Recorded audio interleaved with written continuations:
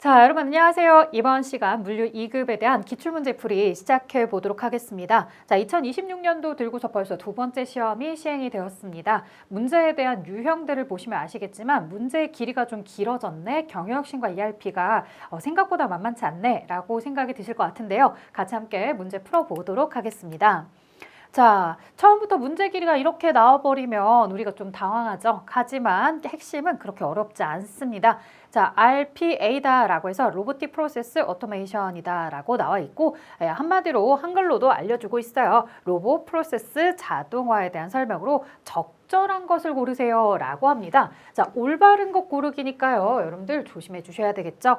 자, RPA와 AI를 통합하는 경우에 RPA로 구현된 로봇은 AI 알고리즘을 사용하여 의사결정을 내릴 수 있고 기계학습을 통해서 작업을 최적화하는 등 지능적인 자동화가 가능할 수 있다. 자, 우리가 이 RPA를 하는 이유는 이렇게 지능적 자동화 시대로 가기 위한 작업인 거죠. 그래서 사실은 올바른 문장은 굉장히 빨리 찾을 수 있었습니다. 자, 하지만 우리가 시험장 가서 1번만 읽어볼 수가 없잖아요. 나머지 내용들도 읽어보실 텐데요. 자, 금융권은 업무 생산성을 위해서 RPA를 정보조회, 금리 산출, 여신 심사, 자금 세탁 방지 등 업무 전반에 도입을 합니다. 여기까지는 맞아요. 자, 직원들의 효율적인 업무 수행을 달성하였지만 RPA 시스템 투자로 인한 비용이 증가하였다라고 하는데요. 자, 처음에 도입할 때의 비용은 증가할 수 있습니다. 하지만 계속해서 운영할 때에는 최종적으로는 결국에 비용의 감소를 노리고서 진행을 하는 거기 때문에 이렇게 비용이 증가했다라고만 단편적으로 이야기하면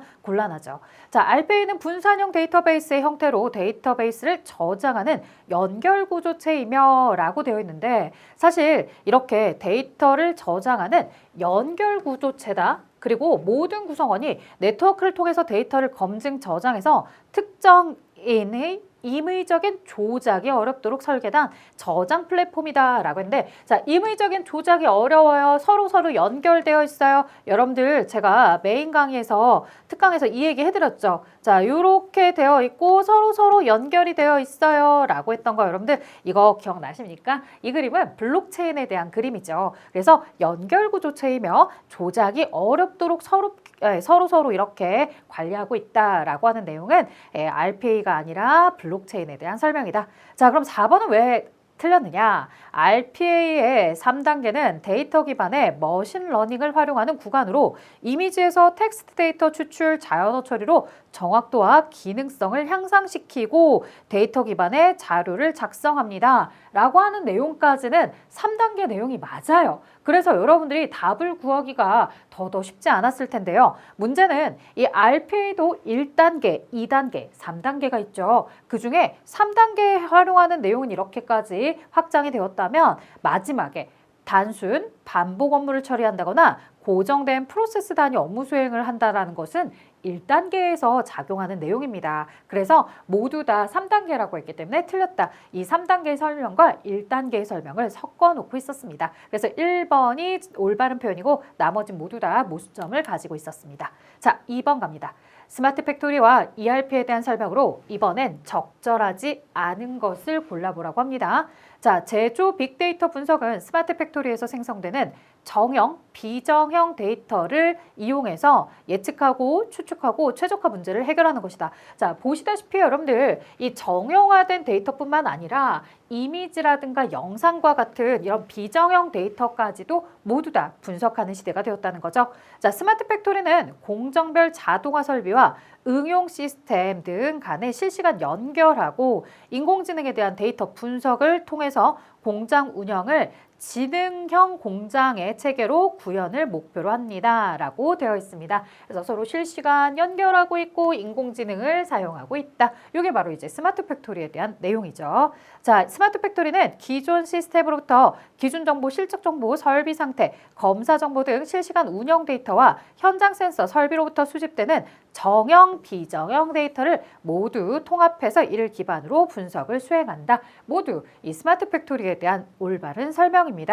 자, 그러면 여기 마지막 4번이 틀렸다는 건데요. 도대체 어느 부분이 틀렸느냐? 자, 자연어 형태로 구성이 된 비정형 또는 반정형 텍스트 데이터에서 패턴 또는 관계를 추출해서 의미 있는 정보를 찾아내는 기법으로 자연어 처리가 핵심 기술이다라고 하는데요. 이 자연어 처리가 핵심 기술인 것은 스마트 팩토리가 아니라 텍스트 마이닝에 대한 설명이겠죠. 그래서 텍스트, 우리가 언어로 되어 있는 단어로 되어 있는 내용을 가지고서 얘기하는 거구나라고 여러분들이 기억을 하실 겁니다. 그래서 텍스트 마이닝에 대한 내용으로 여기가 바로 정답이었다. 틀린 설명이었다.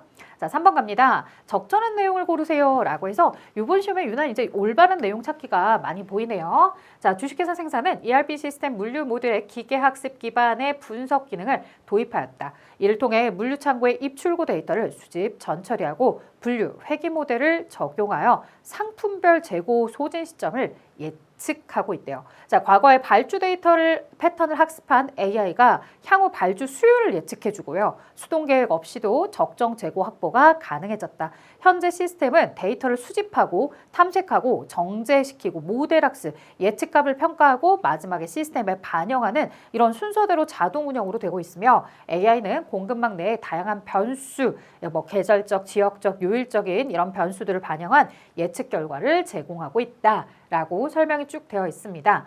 자, 그러면 이 내용을 통해서 이제 여러분들 보시면 1번 기업은 재고 소진 시험을 예측할 필요성이 없어진다라고 하는데요. 자, 이게 아니라 여러분들 여기서 뭐라고 하냐면요. 재고에 대한 소진 시점을 예측하고 있다라고 이렇게 표현을 하고 있죠. 자, 그다음 기업은 발주 수요를 예측해서 수동 계획 없이도 재고 운영이 가능해진다. 바로 이게 올바른 표현인 겁니다. 자, 우리가 이렇게 자동으로 운영하기 위해서 진행하는 거였죠. 자, 나머지 내용은 또 어떨까요? 계절, 지역, 요일 등 공급망 등 많은 변수를 고려해서 예측, 모델, 구축 비용을 높인다. 자, 비용을 높이는 것은 아닙니다. 여러분들 구축을 하는 거지 구축 비용을 높이는 게 아닙니다. 반영한 결과를 하고 있다라고 했지 이걸 통해서 비용을 높인다라는 표현은 없습니다. 자, 그 다음에 예측의 정확도 향상을 위해서 데이터의 이상치나 결측값을 그대로 입력 데이터로 활용한다라고 하는데 이상치나 결측값까지도 데이터로 활용하는 것은 아니었죠. 자, 우리가 이런 내용들을 통해서 여러분들 내용을 읽고서 또 그 읽은 내용에 대해서 제대로 분석한 것을 찾아보도록 하는 문제였습니다. 그래서 2번이 이 문장에도 나와 있었던 표현이죠. 자, 그 다음 갑니다. 생산성인 ERP 시스템을 도입하면서 공급망 관리 모듈을 적극 활용하고 있대요. 자, 이를 통해서 실시간으로 원자재 발주하고 생산 계획을 최적화할 수 있게 되었습니다. 라고 해서 뭔가 실시간으로 진행을 하고 있다라는 점 최적화시켜서 진행을 하고 있다. 자, 공급망의 가시성이 향상되었다. 공급망을 우리가 실제로 눈으로 볼 수 있는 것처럼 판단하기가 쉬워졌다. 우리가 글보다 이미지가 편한 것처럼 이렇게. 자, SCM의 모듈을 활용하면서 얻을 수 있는 주요 기대 효과가 무엇입니까? 라고 물어봤어요. 자, 생산 지연이 증가돼요. 생산을 하는 데 있어서 시간이 오래 걸리는 게 더 오래 걸리게 돼요? 안 되겠죠. 생산 지연이 감소해야 되겠고요. 공급망 효율성은 어때요? 높여야 되겠죠. 재고 부족에 대한 대응을 얼른 빠르게 할 수 있게 쉽게 하려고 SCM 공급망 관리를 하는 거잖아요. 자, 우리가 기존에 하던 수동 방식보다 이 SCM이라는 이런 내용을 도입하려는 이유가 무엇일까 생각을 해보면 뭔가 이전보다 좀 더 자동화되어 있고 빠르게 되어 있고 쉽게 활용할 수 있고 이런 장점들이 있으니까 활용을 하는 거겠죠.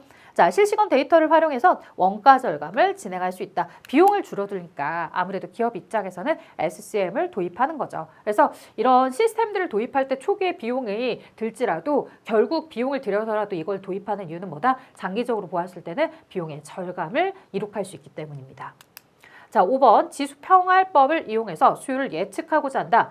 애널의 예측 판매량과 실제 판매량을 정확히 알고 있을 때 실제 판매량의 가중치가 가장 높은 평활상수로 오른 것은 이렇게 물어봤어요. 자, 과거에는 사실 시험 문제가 지수평활상수다 이런 걸 이용해서 여러분들 공식만 외우시면 다음 달의 예측값, 다다음 달의 예측값 이렇게 이제 여러분들께 물어보는 형태였잖아요. 그래서 거의 대부분 계산형 문제가 나왔다면 이제는 원리를 알고 있는지 이 공식이 왜 어떻게 도출되었는지 특징을 아는지를 물어보는 형태로 조금 진화되어서 나오고 있습니다. 이게요 2급만 그런 게 아니라 1급의 시험도 마찬가지로 그렇게 흐름이 바뀌어가고 있죠. 자, 내용을 볼게요. 이 당월의 예측치를 우리가 다음 달에 예측을 하고 싶어요. 자, 다음 달에 예측을 하고 싶다고 한다면 지금 전월에 실제 값을 알고 있을 거고요. 전월의 실제 값에 대해서 알파 이렇게 넣어주고 그 다음에 전월의 다음 달이 아니라 당월이겠 어쨌든 이렇게 얘기해 볼게요. 전월의 실제 값을 알고 있으면 알파 그 다음에 전월의 예측 값을 알고 있다면 여기서 1 마이너스 알파. 이 지수평활 상수를 활용할 때 실제 데이터에 조금 더 집중을 하고 있다라고 하는 것이죠. 그래서 우리가 1 기준으로 했을 때 0부터 시작해서 1까지 여기에다가 지수평활 상수를 두고서 이 지수평활 상수가 1에 가까워지면 실제 데이터에 좀 더 우리가 영향을 받고 있구나. 0에 가까우면 이 과거의 데이터에 영향을 받고 있구나. 이렇게 활용하고 있다는 거죠. 자, 그러면 평활 상수가 1에 가장 크면 클수록 실제 판매량의 가중치가 제일 높은 상태입니다. 그래서 정답이 0.8이 되었다는 거죠. 1이 넘어가는 숫자들은 의미가 없어요. 0부터 1 사이에 있는 숫자를 가지고서 우리가 지수평활 상수를 활용하고 있습니다. 자, 만약에 과거 데이터에 좀 더 많은 영향을 미친다. 과거 데이터가 좀 더 많은 우리가 비중도를 가지고 있다라고 한다면 0.4로 답이 바뀔 수도 있겠죠. 자, 그래서 1에 가까울수록 실제 판매량을 더 많이 우리가 활용하고 있다는 거 여러분들 잘 기억해 주셨으면 합니다. 자, 그 다음 보도록 할게요. 이 수익성 지표를 활용해서 손익분기점을 우리가 손익분기점의 매출액을 계산하고 싶어요. 뭐 말은 거창하게 했지만 맨날 나오는 계산형 문제였고요. 이 판매가 단위당 600원에서 변동비 400원을 차감해 줍니다. 그러면 한 개당 단위당 이 공헌이익은 200원씩. 자, 200만 원에 대해서 200만 원 나누기 200원이다. 이렇게 하면 얼마가 나오겠습니까? 수량으로 따지면 이 우리가 지수평활 상수다라고 하게 되면은 죄송합니다. 우리가 손익분기점의 판매량이다라고 한다면 200만 원 나누기 200원이다라고 하면 1만 개다라고 이렇게 나올 수가 있겠죠. 자, 그래서 200만 원 나누기 200 이렇게 하면 만. 자, 1만에다가 우리가 1만 개를 판매하는 게 손익분기점의 판매량이다라고 한다면 여기에 이 손익분기점의 매출액이다라고 하는 것은 개당 600원의 판매 가격을 가지고 있습니다. 그럼 한 개당 600원씩 만 개를 팔아야 손익분기점에 도달하는구나. 그 내용은 600만 원이구나. 이렇게 여러분들이 600만 원을 답으로 체크할 수 있는 부분이죠. 자, 다음 갈게요. 원가, 가산에 의한 가격 결정 방법이죠. 자, 소매업자의 이익이 2,000원이다 라고 하는 아주 중요한 메시지가 문장에 위에 있습니다. 자, 아래 자료, 보기 자료를 활용하실 텐데요. 제품의 소매 가격으로 오른 것은 이렇게 물어봤어요. 자, 소매 가격은요, 우리가 도매업자로부터 구매하는 도매 가격에다가 플러스 소매업자의 뭐를 더하시고요. 영업비를 더하시고 플러스 소매업자의 뭐를 더하면 이익을 더하면 바로 이게 소매업자가 판매하게 되는 가격이 나올 겁니다. 자, 그러면 우리에게 물어본 건 소매업자가 판매하는 가격을 물어본 건데 도매 가격과 소매 영업비, 소매 이익에 대해서 보자. 이익은 2,000원이고 소매업자의 영업비는 1,000원으로 자료에 제시가 되었으나 도매 가격이 제시가 되지 않았다. 자, 그럼 도매 가격은 어떻게 계산할 거냐? 이 도매업자의 매입 원가에다가 그들의 영업비와 이익을 더하면 이게 바로 뭐가 된다? 도매 가격이 됩니다. 자, 지금 여러분들 계산해 보시는 것처럼 얼마가 되겠습니까? 7,000원이 되겠죠. 자, 7,000원에 영업비 1,000원, 이익 2,000원 하게 되면 10,000원이 정답이었습니다. 결국 자료에 나와 있는 숫자를 모두 다 더해 주시면 정답이 나오고 있었네요. 자, 8번 갑니다. A와 B의 대화를 바탕으로 이들이 고려하고 있는 탄력성의 개념을 물어보고 있습니다. 자, 내용을 봤더니요. 이번에 경쟁사 운임이 10% 내려갔대요. 우리 회사 고객의 반응을 보자는 거죠. 자, 지금 보면 여러분들 우리가 이 경쟁사 운임이 내려갔다라고 했을 때 이 내용이 뭐가 문제가 되나 봤더니요. 고객들은 우리 회사와 경쟁사를 대체제로 여긴다는 거예요. 그러니까 경쟁사의 운임이 10% 내려가면 굳이 우리 회사 제품을 사용하지 않고 경쟁사 좀 더 저렴한 대체제인 저쪽의 회사 제품을 구매할 거라는 거죠. 자, 그러다 보니까요, 고객들이 어떻게 돼요? 야, 저쪽 거 쓰자. 저게 더 나아. 야, 저게 가성비가 더 좋아. 지금 보면은 똑같은 기능을 하는데 쟤네가 가격을 다운시켰단 말이죠. 합리적인 소비자들은 저렴한 가격을 찾아서 갈 거예요. 그러다 보니까요, 고객의 이탈률이 높아져서요, 수요가 줄어들었다 이거죠. 자, 이런 것들을 우리가 바로 뭐라고 하냐면 대체재 가격 변화에 따른 상품의 수요의 영향, 대체재와 상품의 수요와의 서로의 영향은 바로 교차 탄력성이다 이렇게 표현을 하는 겁니다. 그래서 교차가 되는 이런 부분들을 가지고서 고민을 하는 거구나. 그럼 소득의 탄력성은 뭐겠습니까? 소득이 1% 변화할 때 상품의 수요가 얼마나 변하는지, 상품의 수요의 탄력성은 가격이 1% 변할 때 가격에 대한 탄력성, 수요가 얼마나 변하는지. 그래서 가격이 변할 때 수요가 변하는 거. 그럼 마지막 공급은 공급이 1% 변할 때 가격이 어떻게 변하는지 이런 내용들을 언급하고 있는 것이죠. 자, 9번 가겠습니다. 자사의 연간 총 여신한도액을 설정하기 위해서 자금 조달 기간을 이용한대요. 이건 공식을 기억하고 계시는 거죠, 여러분들. 자, 보기의 자료를 이용해서 생산성의 자금 조달 기간을 산출한 것으로 옳은 것을 물어보고 있습니다. 자, 그러면 기간을 물어봤으니까 여러분들이 하나하나씩 보실 텐데요. 기본적으로 매출액과 매출채권 잔액, 그리고 여기서 365일이라는 기간을 넣어서 우리가 매출채권 회수 기간이라는 걸 계산해 볼 수 있습니다. 자, 그러면 매출채권 회수 기간이다 라고 하는 것은 어떻게 구하느냐? 기본적으로 매출액 365억 원에 대해서 지금 현재 여러분들 가지고 계실 거고요. 그리고 이 매출 채권에 대한 매출액에다가 365를 곱해 주시는 거죠. 자, 그러면 이 매출액 365 곱하기 365일에다가 매출 채권에 대해서 계산을 해보자. 100억. 자, 잠시만요. 여러분들이 조금 더 보시기 좋게 제가 공식을 정리해 보도록 하겠습니다. 자, 이렇게. 네. 그러면 지금 보시면 계산이 지금 엉뚱하게 되었는데 다시요. 네. 이게 매출 채권 잔액에 대해서 100억이다. 그리고 매출액이 전체 365억 원이다. 자, 이렇게 매출액 중에 매출 채권이 차지하는 비율이 얼마냐. 그리고 이것을 365일로 계산을 해주시는 거죠. 날짜를 이렇게 365로 계산을 해주시게 되면은 여기서 나오는 게 100이라는 숫자, 100일이 나오게 되는 거죠.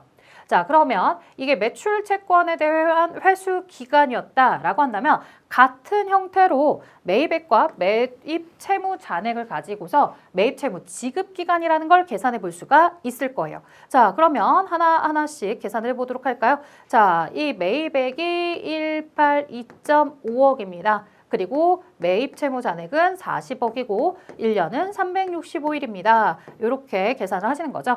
자, 그럼 저도 계산기 가지고서 계산해 보도록 할게요. 40 곱하기 365, 그 다음에 나누기 182.5다라고 해서 계산하시면 80일이 나오겠네요. 자, 그 다음에 이 매입액과 매입 채무까지 이렇게 계산을 해 보았는데요. 그 다음에 재고에 대한 내용으로도 계산을 해 봐야 되겠죠. 그래서 재고에 대한 회전 기간을 가지고서 얘기 좀 해보도록 할게요. 자, 전체 365의 매출액 중에서 평균 재고가 20이더라 365일로 계산해 주게 되면 20일이 나오게 됩니다.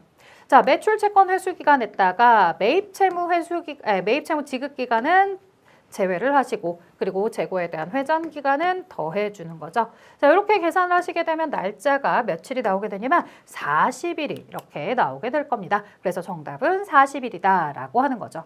자, 매출 채권에 대한 회수 기간, 그 다음에 매입 채무에 대한 지급 기간, 그리고 재고에 대한 회수 기간에 대해서 이렇게 나왔다면 그것을 이용해서 매출 채권의 회수 기간, 매입 채무 지급 기간은 빼시고 재고에 대해서는 더해서 이렇게 자금 조달 기간을 계산해 볼 수 있습니다. 자, 그 다음 10번입니다. 당월 마감하고요. 당월 회수하는 방식이래요. 자, 당월 마감, 당월 회수다라고 하면 전월에 무엇을 가지고서 외상 매출금 잔액에 더하기 당월의 매출액을 계산하죠. 자, 그 다음에 당월에 뭐가 있었다? 당월에 회수액이 있었습니다. 라고 이렇게 표현을 합니다. 이게 바로 당월 마감, 당월 회수에 대한 일반적 회수율에 대한 공식이죠. 자, 그런데 문제를 봤더니 문제가 몇 월이다라고 나오지 않고요. N월, N+월 이렇게 물어봐요. 그러면서 N+1월에 외상매출금 회수월은 얼마인가 이렇게 물어보는데 이 자료에 N월도 나오고 N+1월도 나오죠. 그럼 N월을 여러분들이 이 N+1을 당월이다라고 한번 얘기를 해보시고 N은 전월이라고 이렇게 바꿔봐 보시는 거죠. 왜냐면요, 여기 전월과 당월에 대한 데이터가 필요해요. 그러면 전월이라는 걸 N-1이라고 표현하지 말고 그럼 N+1을 당월로 기준을 잡는다면 그냥 N은 전월이겠구나. 금방 여러분들도 해석하실 수 있을 것 같아요. 자, 외상매출금의 잔액이 1,200이었다라고 해서 전달에 1,200만 원의 외상값 잔액이 있었으면 당월의 매출액이다라고 해서 N+1을 당월이라고 하기로 했죠. 그러면 2,000만 원이고 여기에 당월에 회수한 걸 물어보자라고 하면은 당월에 N+1월 말에 회수액이 400이었다라고 표현을 하게 되죠. 자, 이렇게 되면 이제 여러분들 계산기를 가지고서 계산해 보도록 할까요? 400 나누기 3,200 이렇게 하시면 0.125가 나오네요. 자, 여기 0.125에다가 100이라는 숫자를 곱하면 퍼센트로 12.5%다. 이렇게 나오겠죠. 그래서 정답이 1번에 12.5%가 됩니다. 자, 11번 공급망 물류 거점 기능에 대해서 옳지 않은 것을 골라보라고 합니다. 자, 장단기적 보관을 통해서 공급과 수요 사이에 시차를 조절하는 완충 기능을 수행한다라고 되어 있어요. 물류 거점이 있으면 중간에 우리가 이 서울에서 부산까지 한 번에 다이렉트로 가야 되는 것보다는 중간에 대전 지역이든 지역마다 물류 거점을 만들어 두는 거죠. 그러면 시간에 대해서 활용하실 때 훨씬 더 시차를 조절하는 완충 기능이 가능해집니다.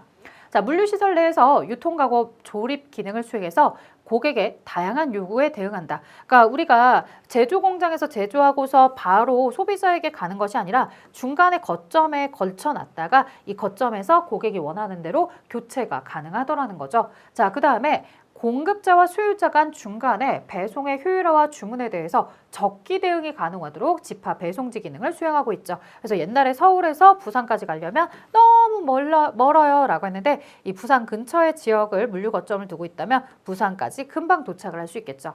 자, 물류 거점 수를 최대화해서 개별 거점당 운송비가 최저점이 되도록 하는 판매 전진 기지 기능을 수행한다 라고 했는데 자, 언뜻 보면 맞는 것 같은데 틀린 표현이 있습니다. 뭐냐? 물류 거점 수를 최대화시키잖아요. 거점이 많아져요. 그러면 운송비는 줄어들 수 있어요.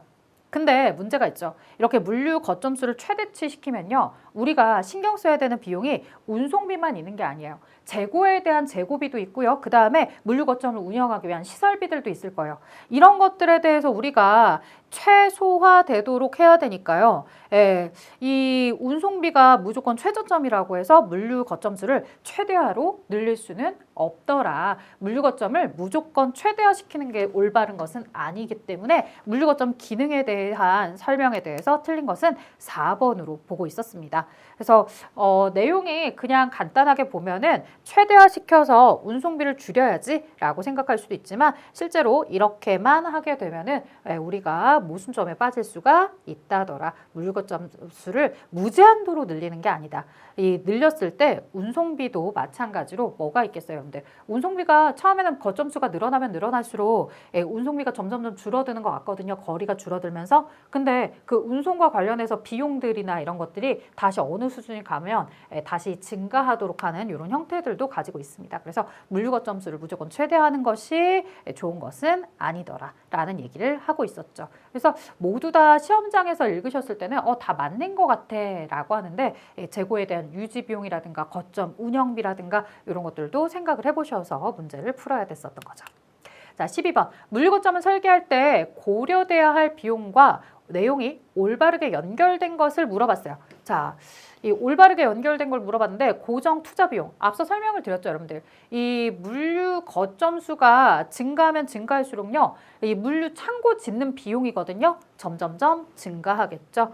자, 그 다음에 재고 비용은 주로 변동에 대비한 안전 재고가 증가함에 따라 발생한다라고 되어 있죠. 맞아요. 혹시나 하는 마음에서 창고에다가 보관해야 되는 이 안전 재고에 대한 설명이었습니다. 자, 그 다음에 이 운영 비용, 변동 운영 비용이라는 건 뭐냐면 개별 물류 거점의 규모가 커져요. 그러면 변동 운영 비용, 예를 들어서 물류 창고가 커지게 되면 거기에 들어가는 전기요금이나 수도요금이라든가 각종 비용들은 커지겠죠. 자, 그 다음에 운송비용, 물류 거점 수가 점점 증가합니다. 운송비용은 서서히 증가하다가 어느 수준을 넘어오게 되면 되려 감소한다라고 했는데 반대로 되었죠. 우리가 물류 거점 수를 늘리면 늘릴수록 운송비용은 어때요? 운행하는 거리가 짧아지니까 점점점 줄어들 겁니다. 하지만 어느 수준을 넘어가면 그렇게 운행해야 되는 차량이 많아짐으로 인해서 차량과 관련된 비용들이 점점 증가하기 때문에 되려 일정 수준을 넘어가게 되면 오히려 그 비용이 증가한다라고 하는 이런 단점들이 있죠.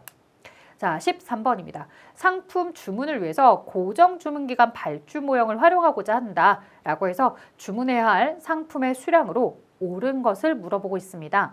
자, 지금 보게 되면요. 고정 주문 기간 동안의 발주죠. 그러면 우리가 지금 현재 가지고 있는 수량은 20개였어요. 자, 이건 빼고서 주문을 하면 되는데 이걸 제외하고 몇 개가 목표치로 설정이 되어야 하는지를 보도록 하겠습니다. 자, 일단은 재고를 파악하고 있는 동안에 20개가 소요가 되기 때문에 20개를 이렇게 먼저 집계를 하시고요. 그 다음에 조달하는 기간, 주문하고 나서 도착하기까지가 5일 정도 걸리는데 하루에 10개씩 소진을 합니다. 그러면 주문하고서 도착하기 전까지 50개가 있어야지만 주문을 하고 도착할 때까지 편안하게 기다릴 수 있겠죠. 자, 거기에다가 혹시 모를 수요에 대비해서 안전 재고량까지 갖추셔야 됩니다. 자, 이렇게만 갖추면 100개가 될 텐데요. 현재 이 회사가 20개의 재고를 가지고 있다고 하니 내가 주문해야 되는 것은 80개. 목표가 100개인데 기존에 20개가 있으니 80개만 추가로 더 주문하면 되겠다.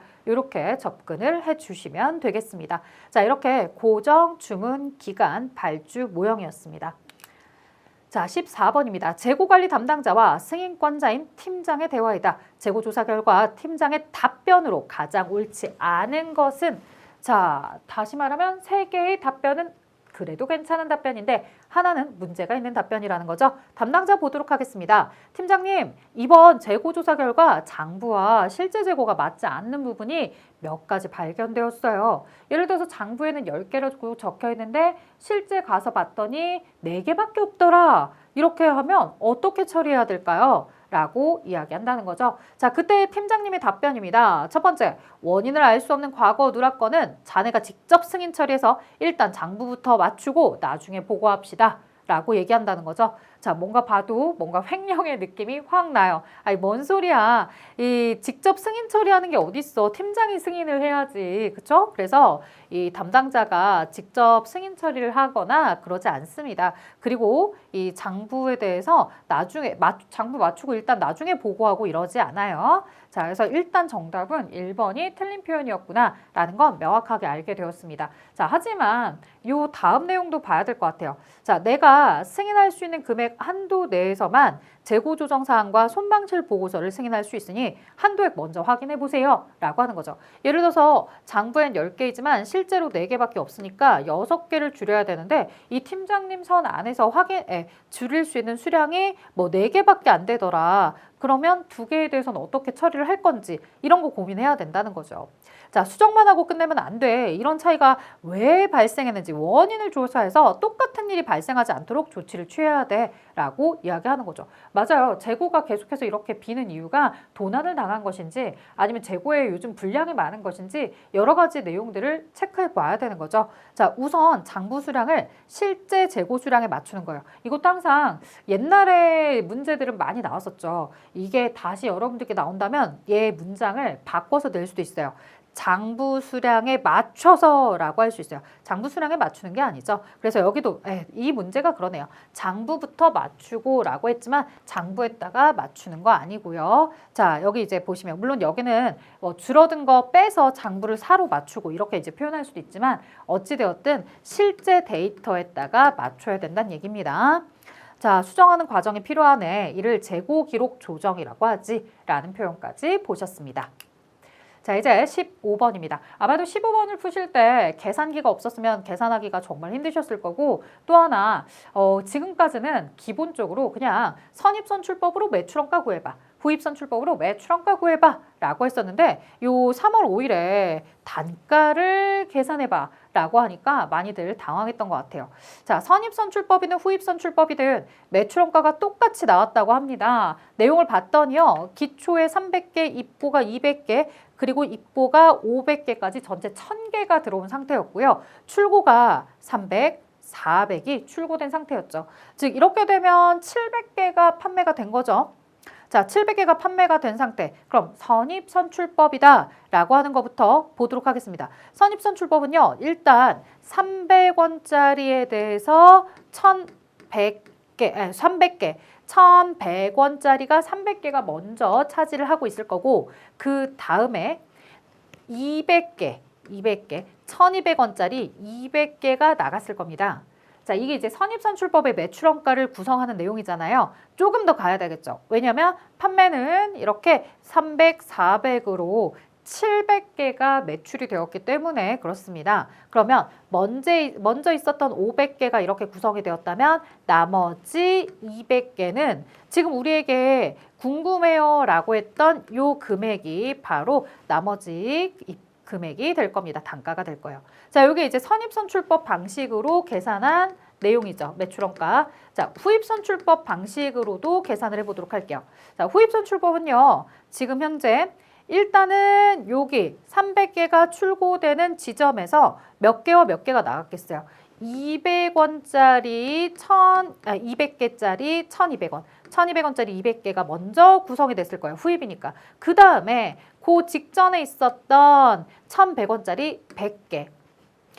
자, 요렇게 나갔겠죠. 그리고 나서 나머지를 보셔야 돼요. 지금 300개를 기준으로 여기서 이렇게 나갔다면 500개가 들어오고 출고가 400개가 된다는 거예요. 그럼 나중에 들어온 걸로 구성이 되니까 요 나간 400원은 바로 직전에 있었던 400개는 바로 직전에 들어왔던 물건으로 나가는 거죠. 자, 그러면 여기에 400개에 대해서는 여기 A 가격으로 구성이 되는구나. 요게 바로 후입선출법이에요. 자, 그러면 후입선출법이든 선입선출법이든 요 단가 A가 똑같이 맞춰줘야 되겠군요. 자, 요 금액부터 먼저 계산을 해보도록 하겠습니다. 33만 원이 되겠네요. 자, 그 다음 더하기 200개 곱하기 1,200원이다 라고 하면 24만 원이 되겠고요. 그리고 200A가 되겠죠. 자, 그 내용은 후입선출법의 매출원가랑 동일했더라. 그러면 200개 곱하기 1,200이다 라고 하면 24만 원에 그 다음에 여기 100개 곱하기 1,100원이다 라고 해서 11만 원 플러스 400A다 라고 대답이 됩니다. 자, 계산을 해보도록 할게요. 지금 보시면 요 내용을 다 더하시게 되면 57만 원인가요? 57만 원. 자, 더하면 57만 원 더하기 200A입니다. 그 다음에 요거 다 더하면 얼마냐면 35만 원 플러스 400A입니다. 자, 이제 한번 그럼 가볼까요? 요게 여기로 가게 되면 200A가 남겠고 그 다음 얘도 이쪽으로 가게 되면 57 마이너스 35 이렇게 해주셔야 되겠죠? 자, 그러면 22만 원인가요? 자, 한번 계산을 해보도록 하겠습니다. 제가 잘 했는지 57만 원이 맞는지. 자, 33만 원 더하기 24만 원. 자, 57만 원이었고 그 다음에 24만 원 더하기 11만 원 하게 되면 35만 원. 자, 그러면 57만 원 마이너스 35만 원이다 라고 하게 되면 22만 원이고요. 나누기를 진행을 해보도록 하겠습니다. 자, 나누기 200이다 라고 하게 되면 1,100원이 나오게 되네요. 자, 그래서 정답은 1,100원으로 맞춰주셔야 됩니다. 자, 그래서 정답이 3번인데 여러분들 이거 아마 문제 처음에 초기 답안 이 시험 시행하자마자 답안지 받으신 분은 아마 2번에 1050원으로 답안이 되어 있을 거예요. 자, 이 부분은 실제 여러분들 풀이 과정만 봐도 이상하다는 걸 분명히 느낄 겁니다. 이거 풀이 과정이 이게 아닌데 라고 분명히 느끼실 거예요. 그래서 중간에 식은 잘 세웠지만 그 답안지에 과정에서 답안을 계산하는 내용이 좀 틀렸습니다. 그래서 아마도 2번으로 답이 체크되어 있을 때지만 실제 정답은 3번입니다. 그래서 추후 저도 이제 이의 신청 진행해서 여러분들이 시험을 실제로 보신 분들이 어려움 없이 답의 정답을 인정받을 수 있도록 도움을 드릴 거고요. 자, 이제 16번 갈게요. 출고 관리와 출고 업무 프로세스에 관한 설명으로 옳지 않은 것은 이렇게 진행이 되고 있습니다. 자, 그러면 이 옳지 않은 것 하나를 찾으셔야 되겠죠. 출고 지시는 수립된 출고 계획에 따라 출고 담당자에게 지시하며 품목별 수량 작업 방법 등을 포함합니다. 라고 되어 있고 출고 관리는 피킹, 분류 검사, 출하는 일련의 출고 업무를 계획하고 통제하는 활동이다. 출하 이동은 상차 적재가 완료되기 전에 목적지별로 출하 전표를 미리 발행해서 이동 경로를 확인하는 단계이다. 자, 주문 마감 집계 단계에서는 생산부서나 거래처로부터 받은 요청을 마감해서 주문량을 거래처별 품목별로 집계한다 라고 되어 있어요. 자, 제일 먼저 이제 우리가 출고 지시를 하고 그 다음에 피킹하고 검사하고 이동한 다음에 마지막 마감 단계를 이렇게 쭉 단계별로 흐름을 그대로 따라가고 있는 부분이죠. 그런데 여기서 조심하셔야 될 게 있습니다.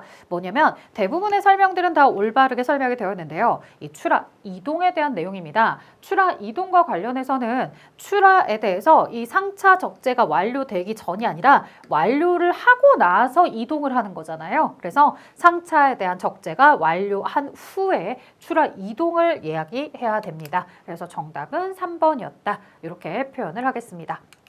자, 17번 갈게요. 구매관리 기능의 전통적 시각에서 현대적 시각으로 변화한 내용으로 옳지 않은 것을 물어봤어요. 자, 뭐 과거에는 저 이거 필요하니까 이거 좀 사주세요 라고 했다면 지금은 구매부서가 있어서 구매부서가 이 우리 회사에 지금 작년과 비교했을 때 이 수요 예측이나 이런 것들에 대해서 진행을 해보니까 이 물품이 필요하겠어, 이 재료가 필요하겠어 라고 해서 미리미리 구매를 해두는 것을 이야기하죠. 자, 그런 형태들에 대해서 이제 얘기를 하다 보면 비용 관리 개념에서 이익의 관리 개념으로 변화하고 있는 형태이죠. 그래서 과거에는 얼마를 지출했어 라고 해서 혹은 내가 그걸 얼마에 구매했지 이것에 포커스가 맞춰져 있다고 한다면 구매를 한 가격이 아무리 저렴해도 내가 저렴하게 팔면 큰 의미가 없더라. 저렴하게 구매해서 아주 비싸게 판매할 수 있는, 그래서 이익을 얼마나 많이 남겼느냐. 좀 내가 비싼 재료를 사더라도 내가 이걸 아주 고급화시켜서 판매할 수 있겠죠. 그래서 여러분들 옛날에는요, 음식점이나 이런 데 보면요, 무조건 재료가 저렴하게 들어가서 저렴하게 팔아야지만 잘 될 것 같았거든요. 근데 요즘 프리미엄을 생각해 보세요. 프리미엄급 식당들을 보시면 오마카세나 이런 셰프들이 운영하는 데를 보면 아주 최상급의 최고급 재료를 쓰고 대신 거기에 대해서도 음식 가격을 완전히 최고가로 올려놓죠. 그럼으로 인해서 그들이 이익을 정말 많이 볼 수 있게끔 하는 걸 생각해보면 맞는 표현입니다. 자, 두 번째, 총 원가 중점 관리에서 획득 비용 관리로 변화되었다라고 했는데 이게 틀렸습니다. 설명이 완전히 바뀌었죠. 자, 획득 비용 관리 변화에서요, 총원가 중점 관리로 바뀝니다. 예를 들어 여러분들 중고차 시장에서 여러분들이 중고차를 구매했다고 생각을 해보세요. 친구가 막 너무 신났어요. 야, 내가 이번에 중고차 샀는데 엄청 저렴하게 샀잖아. 이거 내가 벤츠인데 1,000만 원 주고 샀어 라고 하는 거예요. 자, 벤츠를 1,000만 원 주고 샀다라고 했을 때 진짜 저렇게 사도 되나? 괜찮은 건가 싶었어요. 근데 그 이후부터가 문제예요. 이 중고차를 샀더니 각종 수리나 이런 비용들을 다 하다 보니까요, 글쎄 3,000만 원이나 써버렸더라는 거예요. 야, 결국에 이 정도면 그냥 우리가 중고차 사지 말고 벤츠 신차를 사는 게 낫지 않았을까라고 하는 생각이 들 정도였다는 거죠. 자, 이처럼 과거에는 그냥 무조건 저렴하게 사면 잘했어 라고 했어요. 하지만 지금은 그렇지 않죠. 구매를 했던 가격에 플러스 이것에 대해서 전체적인 비용이 덜 들어가는 선택을 하도록 하는 거죠. 자, 그 다음 보도록 할게요. 단기간에 성과 중시에서 장기간의 전략적 구매로 변화되었다. 단순하게 지금 구매하는 가격이 문제가 아니라 앞으로도 내가 장기적으로 계약을 맺었을 때 생각을 해보자는 거죠. 그래서 지금 일회성으로 짧게 저렴하게 구매하는 거 말고요. 내가 장기간 계약을 맺으면서 안정적으로 그 재료를 수급할 수 있는 부분으로 이제 포커스를 맞추고 있습니다. 자, 요청에 지원하는 업무 수행 방식에서 사전에 계획하는 걸로 변화되었다. 처음에 설명드렸었죠. 자, 그 다음 18번 볼게요. 보기의 내용을 적절하게 나타내고 있는 현금 할인 조건 표기로 가장 옳은 것은, 자, 거래일이 3월 1일이었어요. 그런데 날짜를 언제로 적었냐면 3월 10일 날짜, 미래의 날짜로 적은 거예요. 그래서 아래 보시다시피 어드밴스드다라고 나오는 게 미래의 날짜로 적었구나. 그렇다면 3월 10일 날짜의 미래의 날짜에서 3월 25일까지 현금 지불이 되면 이렇게 되었습니다. 자, 며칠의 기간이 더 제시가 되었죠? 15일을 더 추가로 제공하고 있고요. 10% 할인이 적용이 되었어요. 앞쪽이 바로 할인율입니다. 자, 이걸 나타내는 건 두 번째 있었죠. 자, 19번 시장조사에 관한 설명으로 옳지 않은 것은 이렇게 물어봅니다. 자, 일반적으로 비용, 시간, 정확성 등을 고려해서 간접조사를 먼저 실시한 후 직접 조사를 수행한다 라고 해요. 자, 언뜻 보면 여러분들이 그래, 일단 나가기 전에 인터넷 서치부터 하고 그리고 나서 시장을 가보자 라고 생각을 할 수가 있겠죠. 이건 우리의 생각이에요.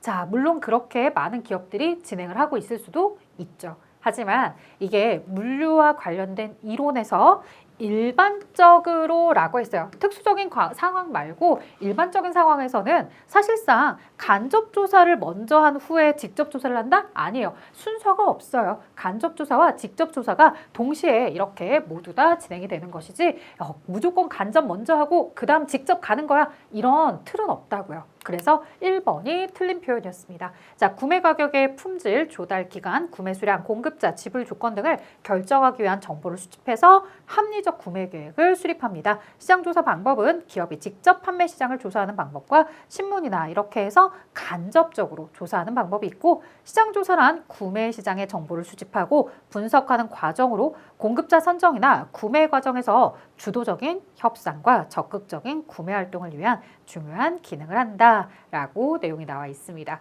그래서 사실 답을 찾기가 쉽진 않았지만 일반적으로 순서에 대해서 언급한 적이 없었지라고 생각을 해주시면서 답을 체크해 주세요. 자, 마지막 20번입니다. 사례에서 가장 적합한 공급업체 선정 방식으로 옳은 것을 고르세요 라고 되어 있습니다. 자, 주식회사 생사는요, 최첨단 AI 기능을 포함한 차세대 ERP 프로그램을 도입하고자 합니다. 이 프로그램은 고도의 정밀성이 요구가 되어서 일정 수준 이상의 기술 특허와 최근 3년 내 차세대 ERP 프로그램 개발 실적이 있는 업체가 수행을 해야 된대요. 자, 일정 수준 이상의 기술 특허를 가졌는지 자격에 대해서 논하고 있죠. 3년 내에 차세대 ERP 프로그램 개발을 한 적이 있는지 그들의 자격에 대한 제한 조건을 두고 있는 거예요. 그래서 이 자격 조건만 된다면, 공정한 기회를 제공하기 위해서 기준을 충족한다면 국내외 모든 업체를 참여하세요 라고 할 거라는 얘기죠. 자, 이런 것들은 여러분들 제한 경쟁 방식을 언급하는 거죠. 어떠한 자격 조건만 제한을 하고요. 그 자격 제한 조건만 통과가 되면 누구나 다 이렇게 참여할 수 있는 방식의 제한 경쟁 방식을 이야기한 겁니다.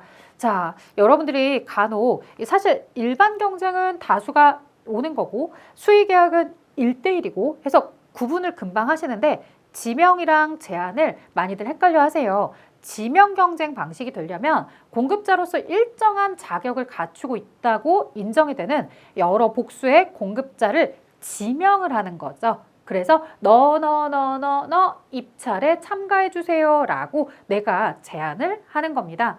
여기 제한 경쟁 방식은요, 뭐예요? 그냥 자격 조건이 된다면 모두 들어와 라고 이야기해 주는 겁니다. 그래서 두 가지 잘 구분해 주시고요. 자, 이렇게 여러분들에게 1번부터 20번까지의 문제 내용을 모두 풀어드렸습니다. 자, 실무에 대한 내용도 여러분들 챙기셔야 되겠죠? 자, 저는 이론은 여기서 마무리하고 실무 강좌에서 뵙도록 하겠습니다. 수고하셨습니다.